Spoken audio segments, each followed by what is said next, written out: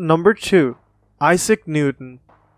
Isaac Newton, the greatest and most influential scientist who ever lived, was born in Woolsthorpe, England on Christmas Day, 1642, the same year that Galileo died. Like Muhammad, peace be upon him, he was born after the death of his father.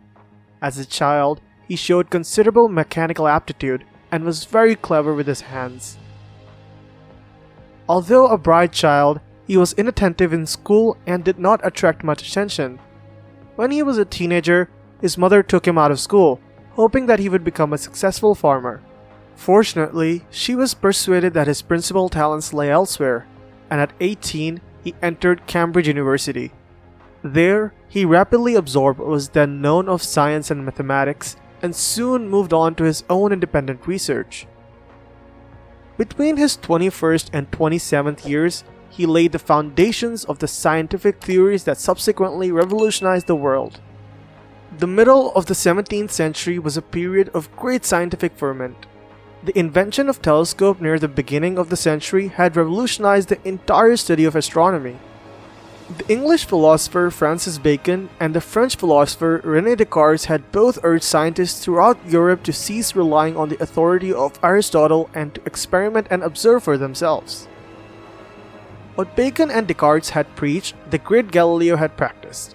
His astronomical observations using the newly invented telescope had revolutionized the study of astronomy, and his mechanical experiments had established what is now known as Newton's first law of motion. Other great scientists such as William Harvey, who discovered the circulation of the blood, and Johannes Kepler, who discovered the laws describing the motions of the planets around the sun, were bringing new basic information to the scientific community. Still, pure science was largely a plaything of intellectuals, and yet there was no proof that when applied to technology, science could revolutionize the whole mode of human life, as Francis Bacon had predicted. Although Copernicus and Galileo had swept aside some of the misconceptions of ancient science and contributed to a greater understanding of the universe, no set principles had been formulated that could turn this collection of seemingly unrelated facts into a unified theory with which to make scientific predictions. It was Isaac Newton who supplied that unified theory and set modern science on the course which it has followed ever since. Newton was always reluctant to publish his results, and although he had formulated the basic ideas behind most of his work by 1669, many of his theories were not made public until much later.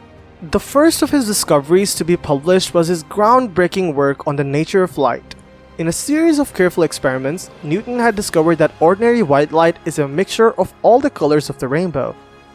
He had also made a careful analysis of the consequences of the laws of reflection and refraction of light. Using these laws, he had in 1668 designed and actually built the first reflecting telescope, the type of telescope that is used in most major astronomical observatories today. These discoveries, together with the results of many other optical experiments which he had performed, were presented by Newton before the British Royal Society when he was 29 years old. Newton's achievements in optics alone would probably entitle him to a place on this list. However, they are considerably less important than his accomplishments in pure mathematics and mechanics. His major mathematical contribution was his invention of integral calculus, which he probably devised when he was 23 or 24 years old. That invention, the most important achievement of modern mathematics, is not merely the seed of which much of modern mathematical theories has grown. It is also the essential tool without which most of the subsequent progress in modern science would have been impossible. Had Newton done nothing else, the invention of integral calculus by itself would have entitled him to a fairly high place on this list. Newton's most important discoveries, however, were in the field of mechanics, the science of how material objects move. Galileo had discovered the first law of motion, which describes the motion of objects if they are not subjected to any exterior forces. In practice, of course, all objects are subjected to exterior forces, and the most important question in mathematics is how objects move under such circumstances. This problem was solved by Newton in his famous second law of motion, which may rightly be considered the most fundamental law of classical physics. The second law states that the acceleration of an object is equal to the net force on the object divided by the object's mass. To those first two laws, Newton added his famous third law of motion, and the most famous of his scientific laws, the Law of Universal Gravitation. This set of 4 laws, taken conjointly, form a unified system by means of which virtually all macroscopic mechanical systems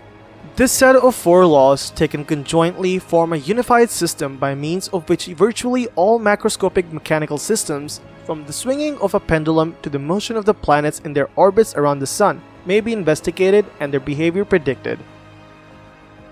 Newton did not merely state these laws of mechanics. He himself, using the mathematical tools of calculus, showed how these fundamental laws could be applied to the solution of actual problems. Newton's laws can be and have been applied to an extremely broad range of scientific and engineering problems. During his lifetime, the most dramatic application of his laws was made in the field of astronomy. In this area too, Newton led the way. In 1687, he published his great work, The Mathematical Principles of Natural Philosophy, in which he presented his law of gravitation and laws of motion. Newton showed how these laws could be used to predict precisely the motions of the planets around the Sun. The principal problem of dynamical astronomy, that is, the problem of predicting exactly the positions and motions of the stars and planets, was thereby completely solved by Newton in one magnificent sweep. For this reason, Newton is often considered the greatest of all astronomers. What then is our assessment of Newton's scientific importance?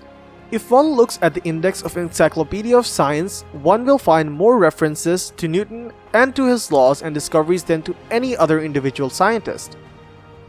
Furthermore, one should consider what other great scientists have said about Newton.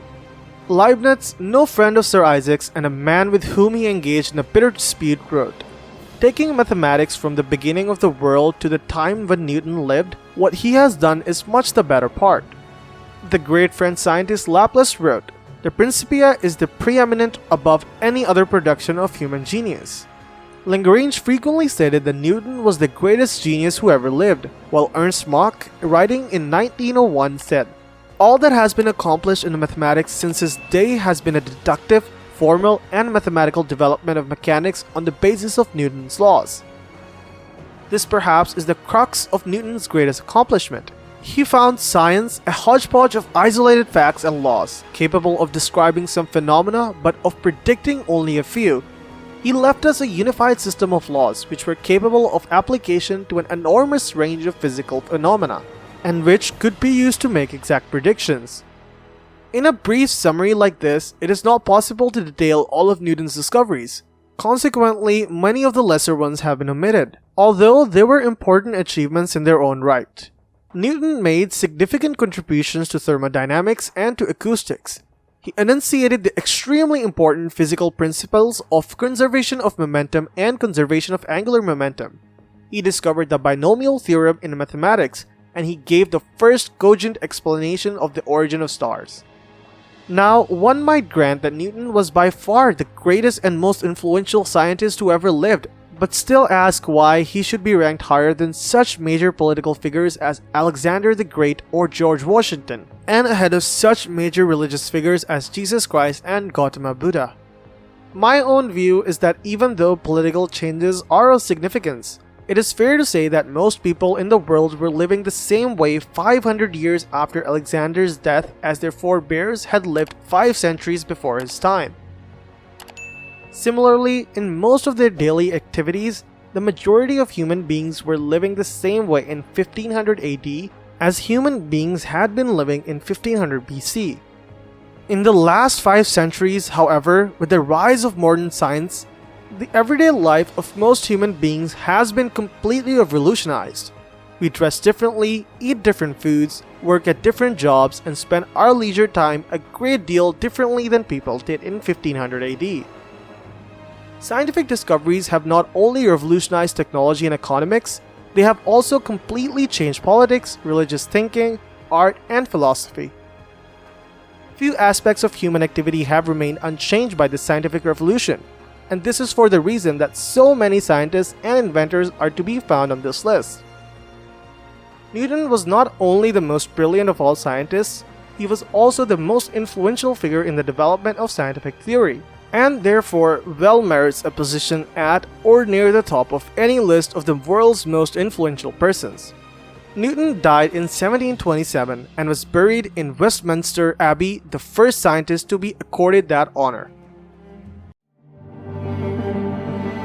For more videos like this, subscribe our channel and press the bell icon.